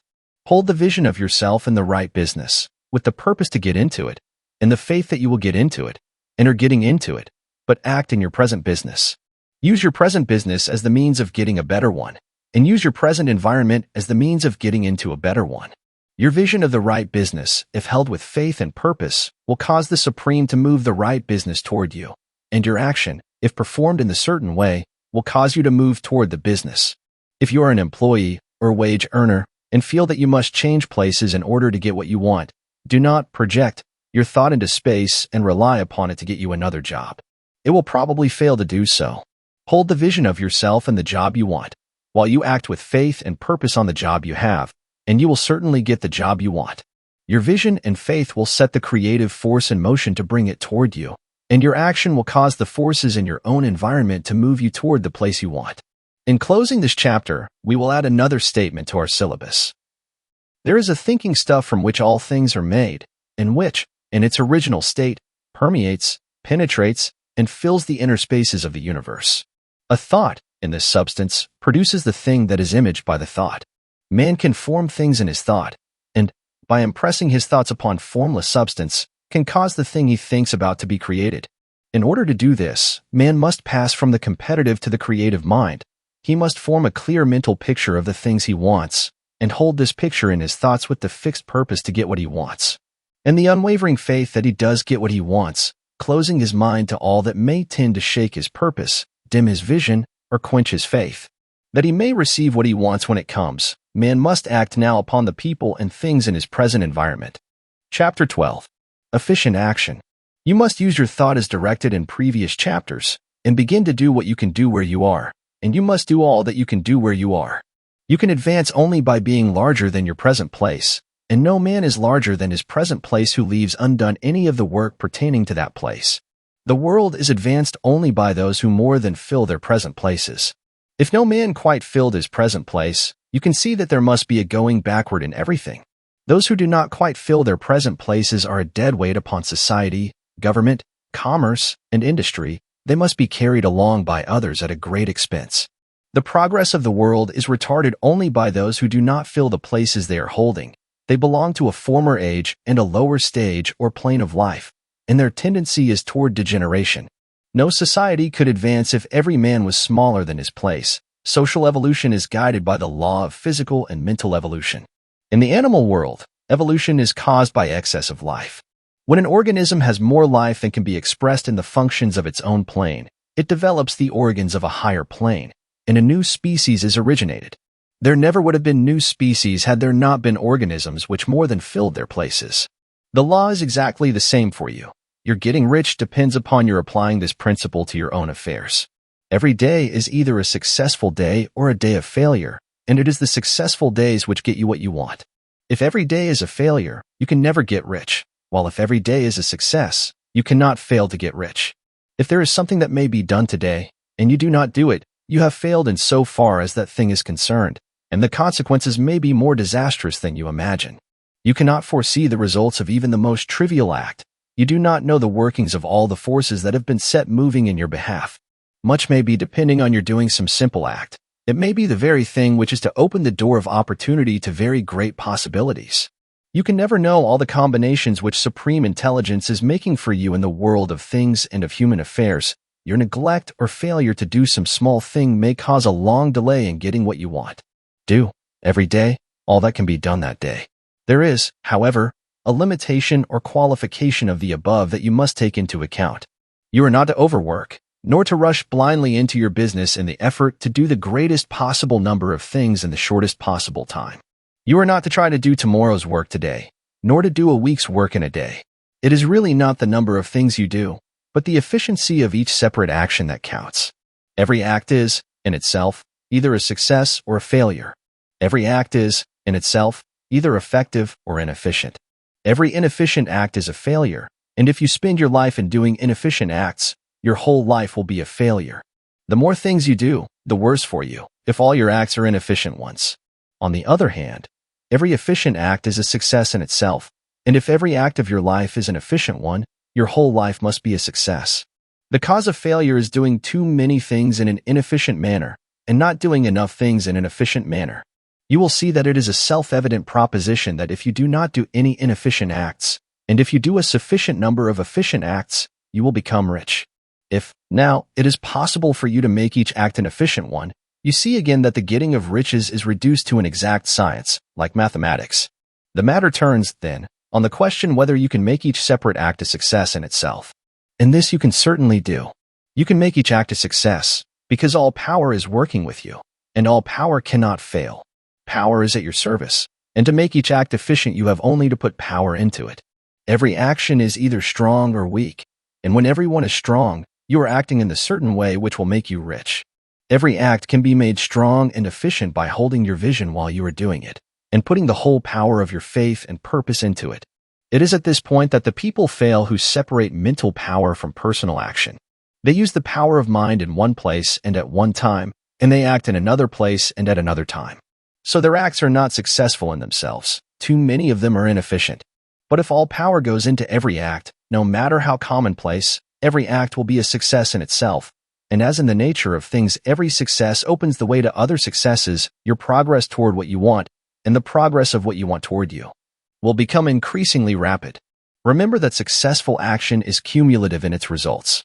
Since the desire for more life is inherent in all things, when a man begins to move toward larger life, more things attach themselves to him, and the influence of his desire is multiplied. Do, every day, all that you can do that day, and do each act in an efficient manner. In saying that you must hold your vision while you are doing each act, however trivial or commonplace, I do not mean to say that it is necessary at all times to see the vision distinctly to its smallest details. It should be the work of your leisure hours to use your imagination on the details of your vision, and to contemplate them until they are firmly fixed upon your memory. If you wish speedy results, spend practically all your spare time in this practice. By continuous contemplation you will get the picture of what you want, even to the smallest details, so firmly fixed upon your mind, and so completely transferred to the mind of formless substance, that in your working hours you need only to mentally refer to the picture to stimulate your faith and purpose, and cause your best effort to be put forth. Contemplate your picture in your leisure hours until your consciousness is so full of it that you can grasp it instantly. You will become so enthused with its bright promises that the mere thought of it will call forth the strongest energies of your whole being.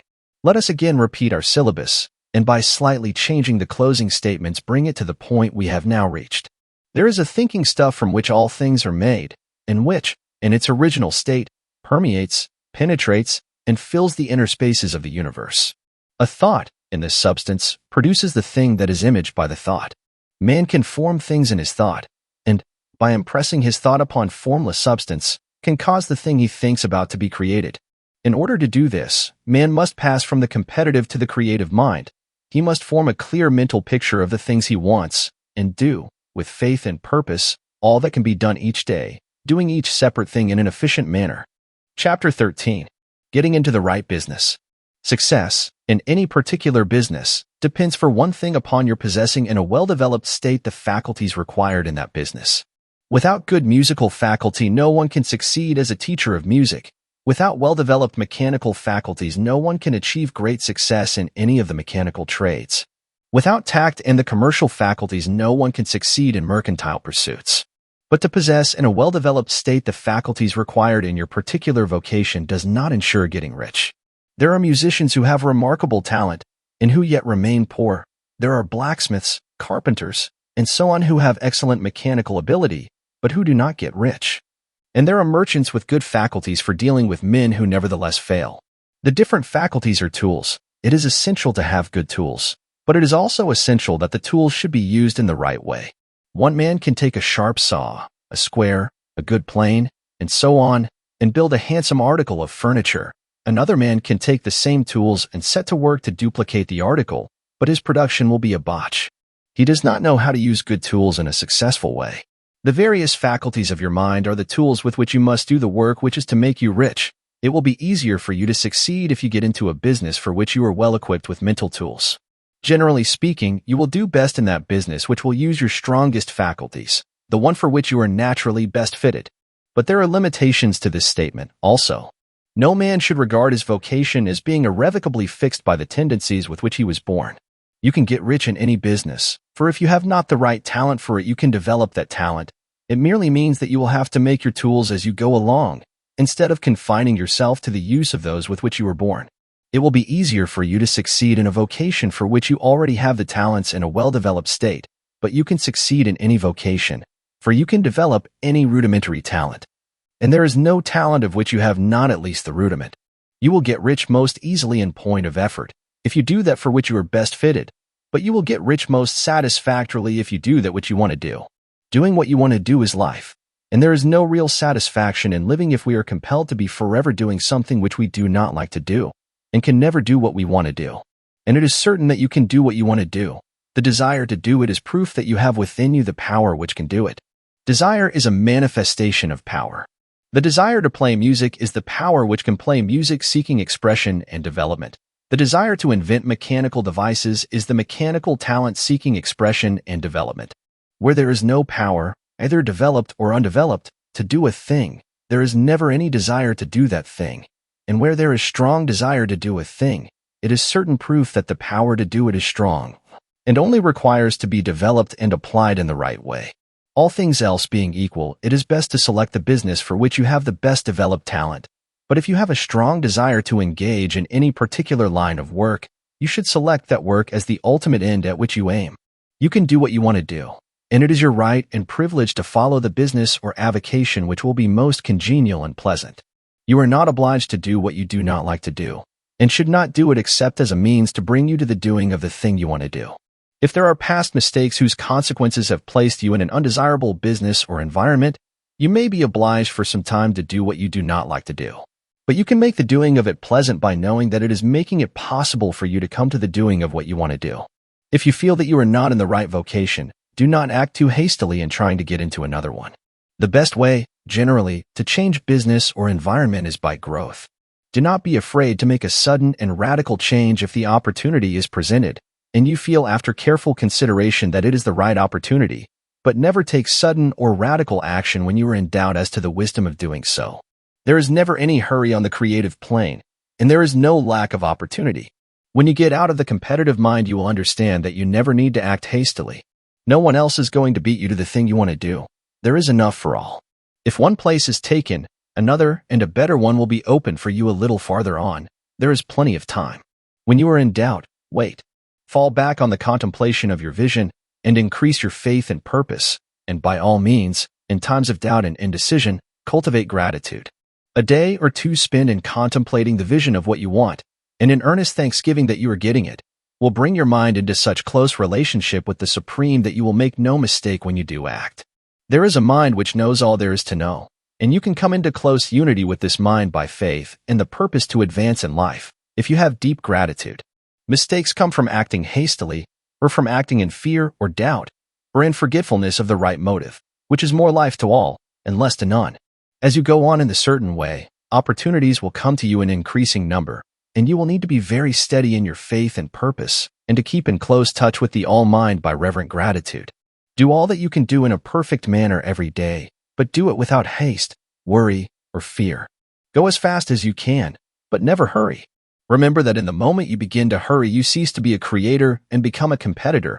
You drop back upon the old plane again. Whenever you find yourself hurrying, call a halt.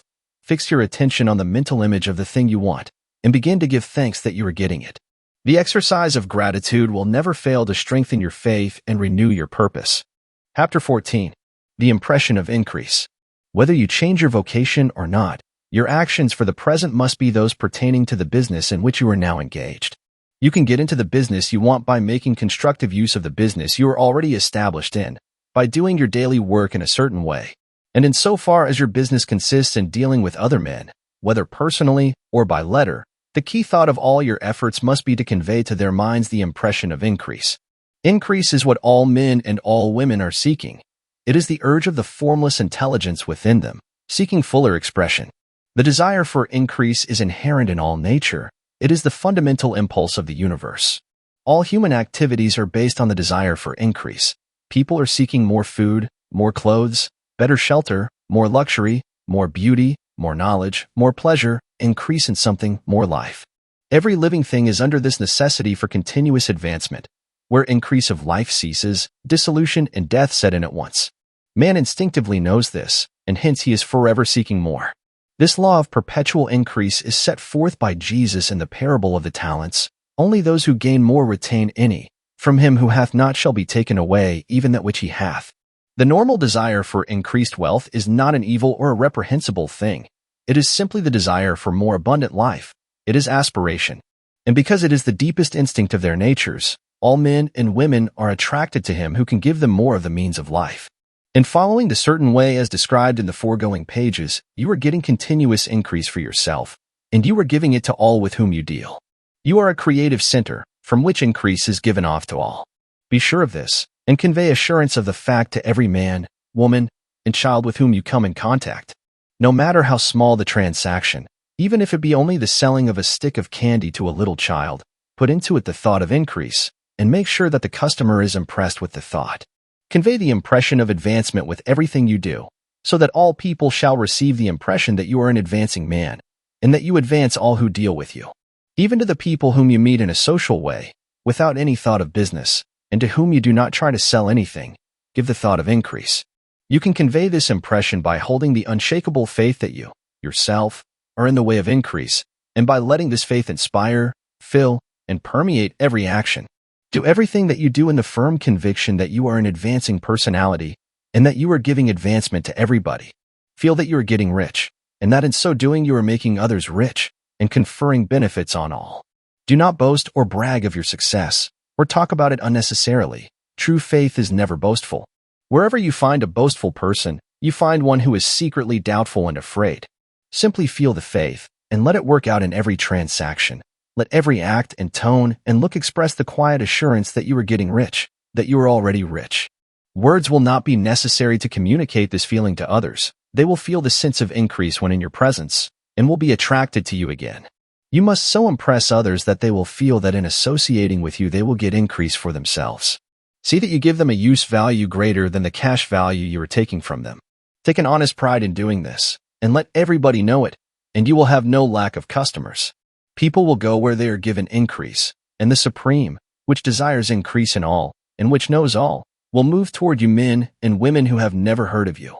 Your business will increase rapidly, and you will be surprised at the unexpected benefits which will come to you. You will be able from day to day to make larger combinations, secure greater advantages, and to go on into a more congenial vocation if you desire to do so. But in doing all this, you must never lose sight of your vision of what you want, or your faith and purpose to get what you want. Let me here give you another word of caution in regard to motives. Beware of the insidious temptation to seek for power over other men. Nothing is so pleasant to the unformed or partially developed mind as the exercise of power or dominion over others. The desire to rule for selfish gratification has been the curse of the world. For countless ages kings and lords have drenched the earth with blood in their battles to extend their dominions, this not to seek more life for all, but to get more power for themselves. Today, the main motive in the business and industrial world is the same. Men marshal their armies of dollars and lay waste the lives and hearts of millions in the same mad scramble for power over others. Commercial kings, like political kings, are inspired by the lust for power. Jesus saw in this desire for mastery the moving impulse of that evil world he sought to overthrow. Read the 23rd chapter of Matthew and see how he pictures the lust of the Pharisees to be called master, to sit in the high places, to domineer over others, and to lay burdens on the backs of the less fortunate. And note how he compares this lust for dominion with the brotherly seeking for the common good to which he calls his disciples. Look out for the temptation to seek for authority, to become a master, to be considered as one who is above the common herd, to impress others by lavish display, and so on. The mind that seeks for mastery over others is the competitive mind, and the competitive mind is not the creative one. In order to master your environment and your destiny, it is not at all necessary that you should rule over your fellow men. And indeed, when you fall into the world's struggle for the high places, you begin to be conquered by fate and environment. And your getting rich becomes a matter of chance and speculation. Beware of the competitive mind. No better statement of the principle of creative action can be formulated than the favorite declaration of the late, Golden Rule, Jones of Toledo. What I want for myself, I want for everybody. Chapter 15. The Advancing Man. What I have said in the last chapter applies as well to the professional man and the wage earner as to the man who is engaged in mercantile business. No matter whether you are a physician, a teacher, or a clergyman, if you can give increase of life to others and make them sensible of the fact, they will be attracted to you, and you will get rich. The physician who holds the vision of himself as a great and successful healer, and who works toward the complete realization of that vision with faith and purpose, as described in former chapters, will come into such close touch with the source of life that he will be phenomenally successful. Patients will come to him in throngs. No one has a greater opportunity to carry into effect the teachings of this book than the practitioner of medicine. It does not matter to which of the various schools he may belong, for the principle of healing is common to all of them, and may be reached by all alike. The advancing man in medicine, who holds to a clear mental image of himself as successful, and who obeys the laws of faith, purpose, and gratitude, will cure every curable case he undertakes, no matter what remedies he may use. In the field of religion, the world cries out for the clergyman who can teach his hearers the true science of abundant life. He who masters the details of the science of getting rich, together with the allied sciences of being well, of being great, and of winning love, and who teaches these details from the pulpit, will never lack for a congregation. This is the gospel that the world needs. It will give increase of life, and men will hear it gladly, and will give liberal support to the man who brings it to them. What is now needed is a demonstration of the science of life from the pulpit. We want preachers who can not only tell us how, but who in their own persons will show us how. We need the preacher who will himself be rich, healthy, great, and beloved, to teach us how to attain to these things, and when he comes he will find a numerous and loyal following. The same is true of the teacher who can inspire the children with the faith and purpose of the advancing life. He will never be out of a job. And any teacher who has this faith and purpose can give it to his pupils. He cannot help giving it to them if it is part of his own life and practice. What is true of the teacher, preacher, and physician is true of the lawyer, dentist, real estate man, insurance agent, of everybody. The combined mental and personal action I have described is infallible. It cannot fail. Every man and woman who follows these instructions steadily, perseveringly, and to the letter, will get rich. The law of the increase of life is as mathematically certain in its operation as the law of gravitation. Getting rich is an exact science. The wage earner will find this as true of his case as of any of the others mentioned. Do not feel that you have no chance to get rich because you are working where there is no visible opportunity for advancement, where wages are small and the cost of living high.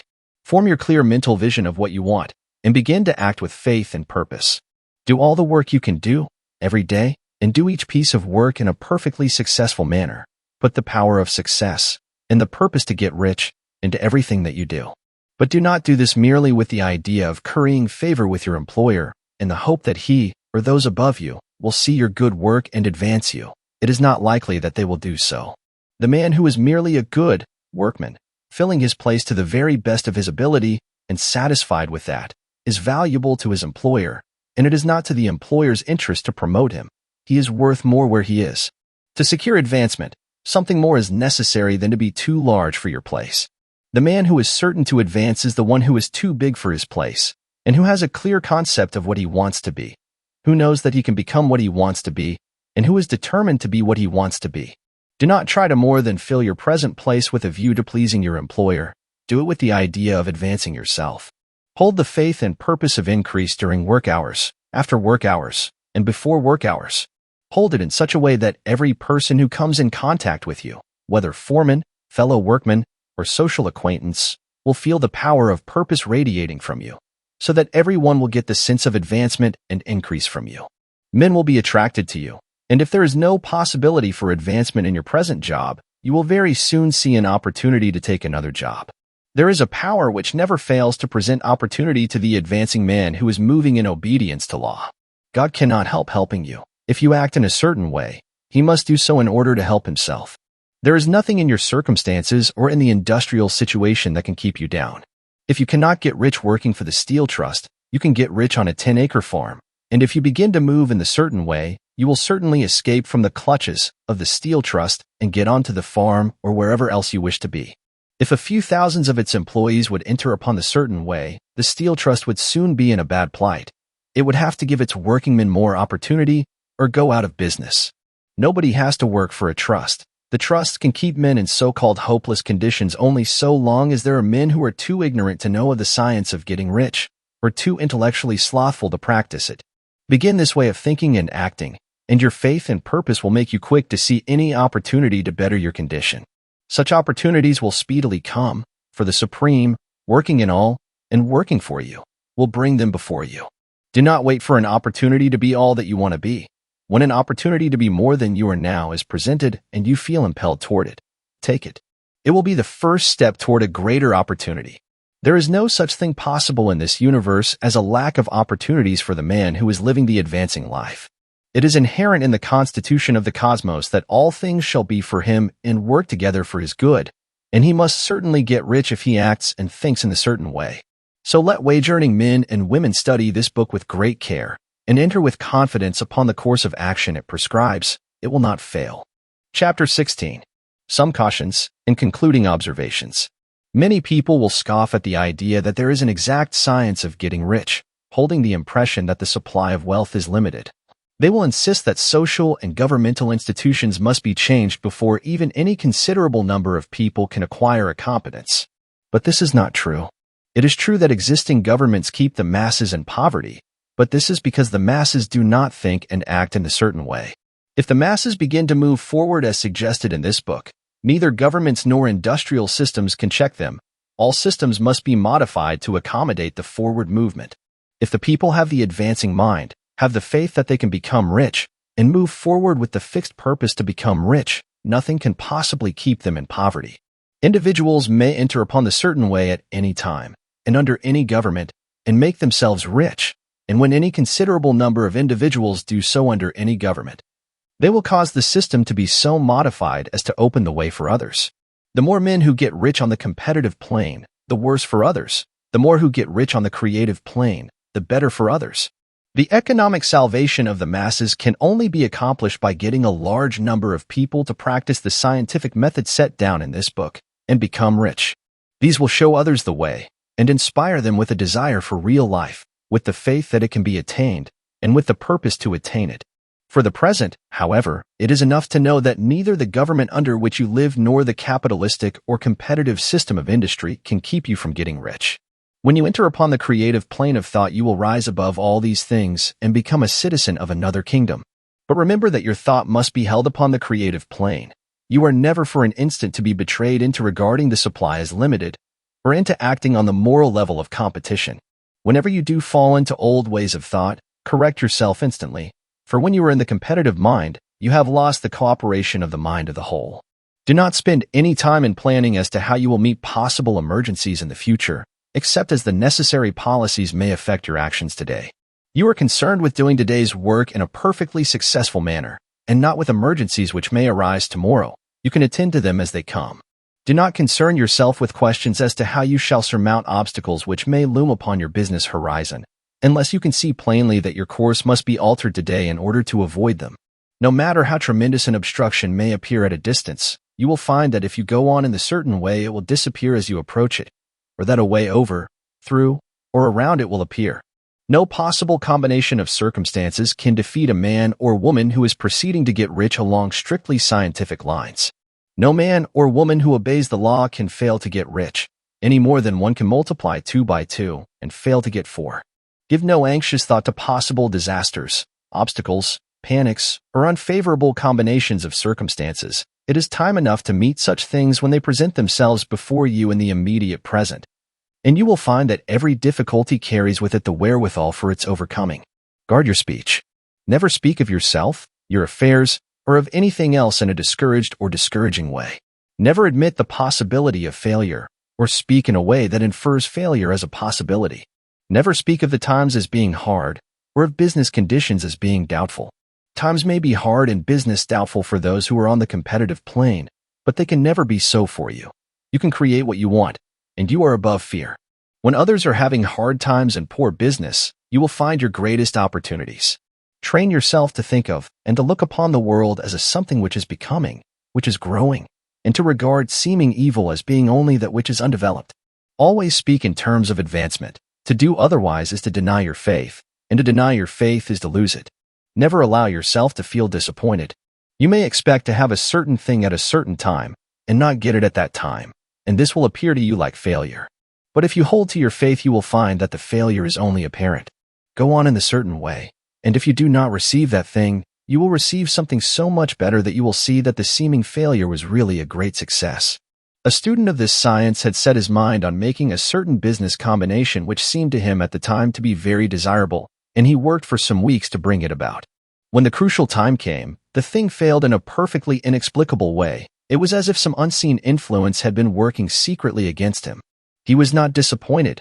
On the contrary, he thanked God that his desire had been overruled, and went steadily on with a grateful mind. In a few weeks, an opportunity so much better came his way that he would not have made the first deal on any account, and he saw that a mind which knew more than he knew had prevented him from losing the greater good by entangling himself with the lesser. That is the way every seeming failure will work out for you. If you keep your faith, hold to your purpose, have gratitude, and do, every day, all that can be done that day, doing each separate act in a successful manner. When you make a failure, it is because you have not asked for enough. Keep on, and a larger thing than you were seeking will certainly come to you. Remember this. You will not fail because you lack the necessary talent to do what you wish to do. If you go on as I have directed, you will develop all the talent that is necessary to the doing of your work. It is not within the scope of this book to deal with the science of cultivating talent, but it is as certain and simple as the process of getting rich. However, do not hesitate or waver for fear that when you come to any certain place you will fail for lack of ability. Keep right on, and when you come to that place, the ability will be furnished to you. The same source of ability which enabled the untaught Lincoln to do the greatest work in government ever accomplished by a single man is open to you. You may draw upon all the mind there is for wisdom to use in meeting the responsibilities which are laid upon you. Go on in full faith. Study this book.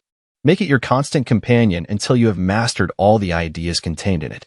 While you are getting firmly established in this faith, you will do well to give up most recreations and pleasures, and to stay away from places where ideas conflicting with these are advanced in lectures or sermons.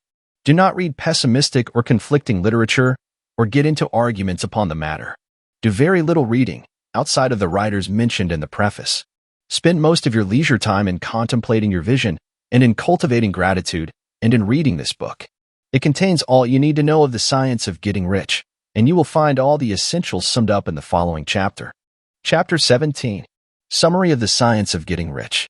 There is a thinking stuff from which all things are made, and which, in its original state, permeates, penetrates, and fills the inner spaces of the universe. A thought in this substance produces the thing that is imaged by the thought. Man can form things in his thought, and by impressing his thought upon formless substance can cause the thing he thinks about to be created. In order to do this, man must pass from the competitive to the creative mind. Otherwise, he cannot be in harmony with the formless intelligence, which is always creative and never competitive in spirit. Man may come into full harmony with the formless substance by entertaining a lively and sincere gratitude for the blessings it bestows upon him. Gratitude unifies the mind of man with the intelligence of substance, so that man's thoughts are received by the formless. Man can remain upon the creative plane only by uniting himself with the formless intelligence through a deep and continuous feeling of gratitude. Man must form a clear and definite mental image of the things he wishes to have, to do, or to become, and he must hold this mental image in his thoughts, while being deeply grateful to the Supreme that all his desires are granted to him. The man who wishes to get rich must spend his leisure hours in contemplating his vision, and in earnest thanksgiving that the reality is being given to him. Too much stress cannot be laid on the importance of frequent contemplation of the mental image, coupled with unwavering faith and devout gratitude. This is the process by which the impression is given to the formless, and the creative forces set in motion. The creative energy works through the established channels of natural growth and of the industrial and social order. All that is included in his mental image will surely be brought to the man who follows the instructions given above, and whose faith does not waver. What he wants will come to him through the ways of established trade and commerce. In order to receive his own when it shall come to him, man must be active, and this activity can only consist in more than filling his present place. He must keep in mind the purpose to get rich through the realization of his mental image. And he must do, every day, all that can be done that day, taking care to do each act in a successful manner. He must give to every man a use value in excess of the cash value he receives, so that each transaction makes for more life. And he must so hold the advancing thought that the impression of increase will be communicated to all with whom he comes in contact. The men and women who practice the foregoing instructions will certainly get rich, and the riches they receive will be in exact proportion to the definiteness of their vision, the fixity of their purpose, the steadiness of their faith, and the depth of their gratitude.